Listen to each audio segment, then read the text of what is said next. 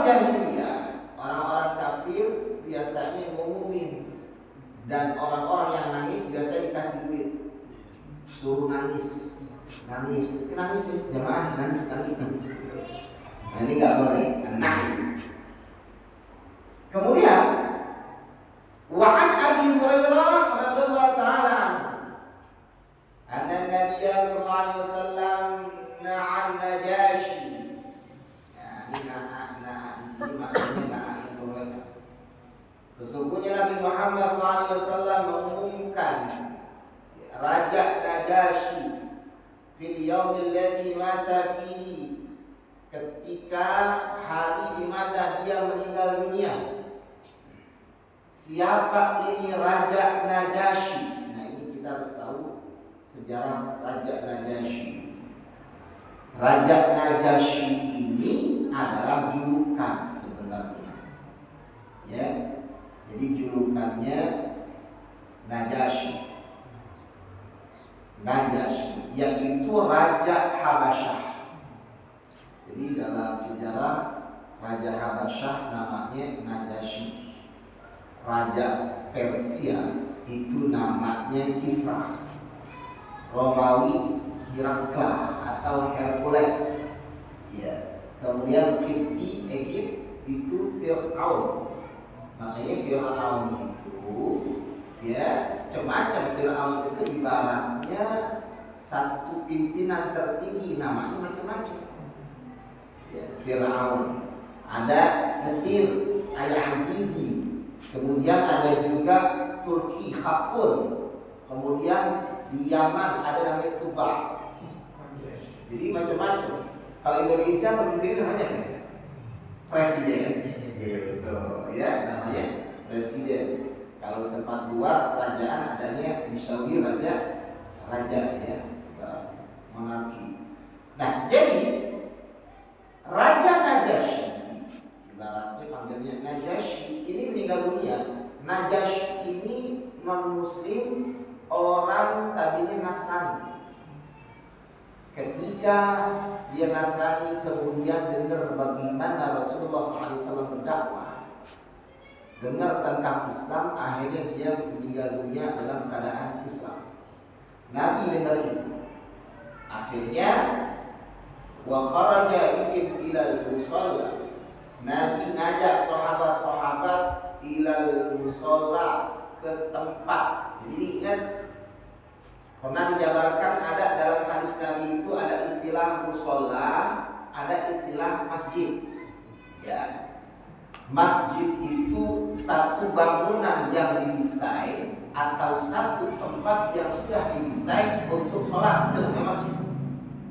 Kalau musalla adalah satu tempat, dia bisa jalanan, bisa lapangan, tapi kebanyakan masyhurnya adalah lapangan. Jalan ini karena sekarang ini nggak ada lapangan.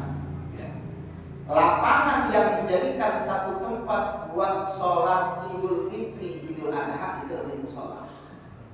Hadis tadi biasanya begitu, mushola. Nah, fayaqumu wa kharaja bihim ilal mushola. Nabi ngajak menyeru sahabatnya biar datang ke tempat di mana biasa dilaksanakan sholat Id di tempat itu. Banyak akhirnya. Nah, maka berapa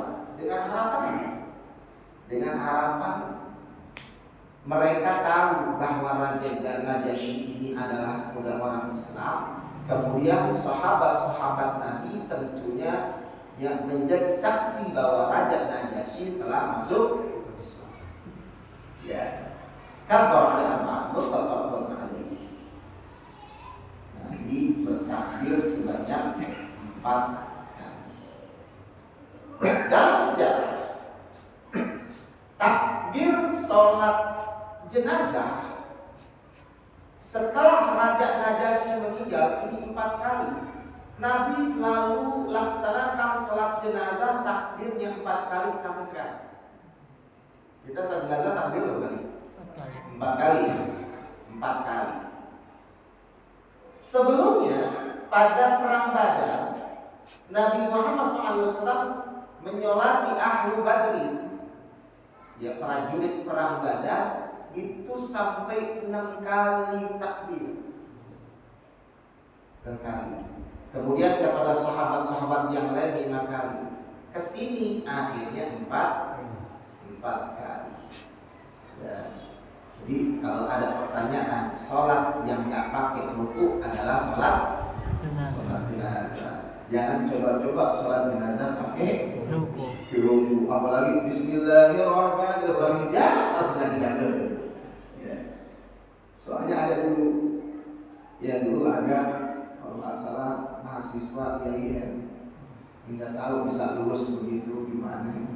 Rupanya dia nggak pernah nyolatin jenazah. Di satu tempat, di tempat kosannya, dia tahunya orang kan mahasiswa IAIN itu orang pintar. Suruh nyolatin Allahu Akbar, dia bingung. Allahu Akbar, dia ruku, yang lain jadi bingung akhirnya. Gimana cara sholat jenazah ruku? Gempar di situ, nggak ketahuan dulunya berarti.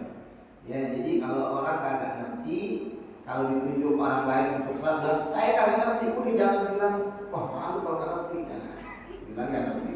Ya, jadi sholat jenazah nggak ada rukunya, melainkan takbir 4 kali. Kemudian